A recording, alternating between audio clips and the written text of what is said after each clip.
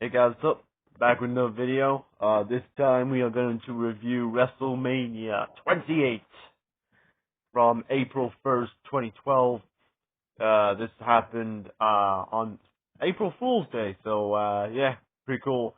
We had the once-in-a-lifetime encounter between John Cena and The Rock, and we had also the end of an era between The Undertaker and Triple H. So let's get this underway, shall we? First off, we kicked off the show with Daniel Bryan defending the World Heavyweight Championship against Sheamus. What shall I say about this one? It went 18 seconds. It was a shocking moment. Like it really was. Like knowing where we went after this. It was a shocking moment. Like yeah, I would have liked to seen a better. I would have liked to seen a better match between the two. I think we got that at Extreme Rules, the 2 out of 3 Falls match. But this was kind of a letdown. But it got the fans, shooken a little bit, and yeah. I don't know how to feel about this match because it wasn't really a match. My biggest takeaway from it was basically what happened was AJ Lee gave Daniel Bryan a good look kiss and turned right into a bro kick and got pinned. That's it. There's not much to talk about there, is there? I'm pretty sure, I'd like to test that theory out to see if it was a kiss of death or if it was a kiss of, a good look kiss. I won't mind. Anyway, less say about that, the better, right? Anyway, yeah. So it was what it was. It was a shocking way to open WrestleMania. I would be more mad if Daniel Bryan's career went downhill from there, but it only made the fans like Daniel Bryan even more. So I can't complain that much about it. Anyway, next match we have the Big Red Monster Kane taking on Randy Orton. This was exactly what I thought it was going to be. A fine, slow-paced, methodical matchup. And it was exactly that. I was expecting, it was Kane versus Randy Orton. I wasn't expecting, like, a 5-star clinic. It was exactly what I thought it was going to be. And at the end of the day, Kane got the victory after a chokeslam. I was surprised that Randy Orton didn't hit an RKO. I was actually very surprised about that. But apart from that, it was exactly what it was. A middle of the road. Felt like the start of a feud. Felt like the first match of the feud. So, can't really complain too much about that one. Next match, we had Cody Rhodes defending the Intercontinental Championship against the Big Show. This wasn't too much of a match. It wasn't about the match. It was more about the Big Show getting his WrestleMania one-on-one moment. Because apparently up to this point, the Big Show had not won a WrestleMania one-on-one match. We had the match against Mankind. He lost that one. The 4-way at WrestleMania 2000, he lost that one. 17, he lost that one in the hardcore match with Big Show with Kane and Raven. 18, he wasn't a part of. 19, him and A-Train lost to The Undertaker. 20, he lost to John Cena. 21, he lost the sumo match.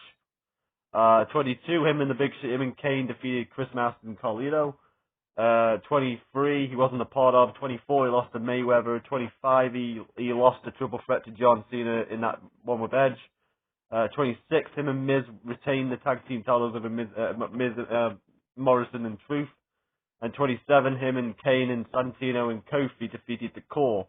So, he hadn't really had his WrestleMania singles moment, so this was kind of it, and it was exactly that. It was a short match, and Cody worked on his leg. Cody got speared, and he went to do a disaster kick off the middle rope, like a springboard kick. And as he went for it, the Big Show speared him, but he speared his crotch. So very interesting stuff right there. And then Big Show just punched him and knocked him out and won the IC title. So yeah, Big Show got his WrestleMania moment. So can't really complain too much about that. It was what it was. Next match, I will complain about this one. We have the only Divas match, the women's match on the card. We have the... What was the match? Oh, yeah. Sorry, my brain went dead for a moment. Sorry, guys. We had Kali and Maria Menounos versus Beth Phoenix and Eve Torres. This match sucked. It was a celebrity match.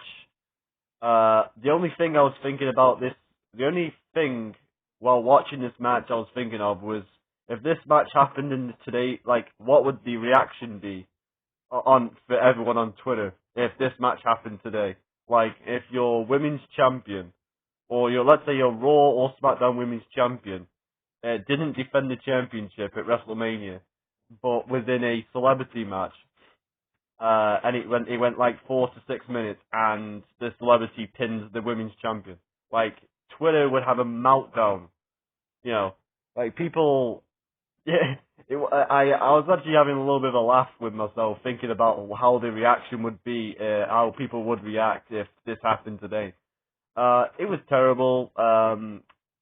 They tried, but it was just, I just felt sorry for Beth Phoenix, who was the Divas champion at this point. I just felt sorry for her because it was like, it was a celebrity match and she was the one who got pinned. Like, Eve Torres was right there, you know, so didn't like this so much, but moving on. And boy, did we move on. We moved on to the end of an era, Hell in the Cell, between The Undertaker and Triple H, with Shawn Michaels as a guest referee. Whew! What a match. Holy shit. I haven't watched this match for a long time before watching it today. Well, this morning, as we speak. It is 7 o'clock in the morning as we speak. So, yeah, this match was fucking awesome. I have no bad words to say. It was exactly it was better than I remembered it. I remember it being an awesome match, but it was better than I imagined it. This made up for the filler that was the first couple of matches of WrestleMania. This made WrestleMania 28 for me. This match was awesome. Can't say enough good words about it. The story was great. I love Shawn Michaels being the ref and him being conflicted at times and wanting to stop the match because they were brutalizing each other all the way until the very end when they had that, you know, and Triple H was, as JR would say, that was another good thing as well, JR being on commentary for this match. JR is like, you know, his body, you know, his head is telling him that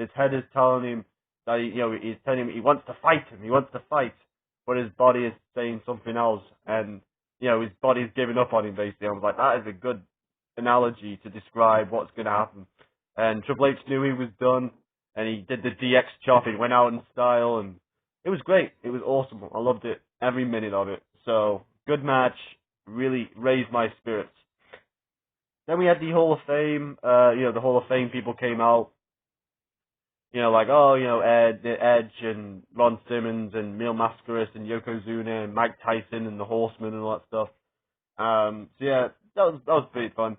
Then we had the next match, which was Team Teddy Long versus Team Johnny for control and the winning team, John Laurinaitis or Teddy Long, would become the permanent general manager of both Raw and SmackDown. So a lot of stakes were on the line, and it was kind of a throwaway match, really.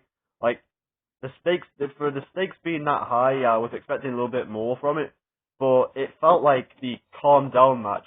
Like I said in the previous video, where like the calm down match where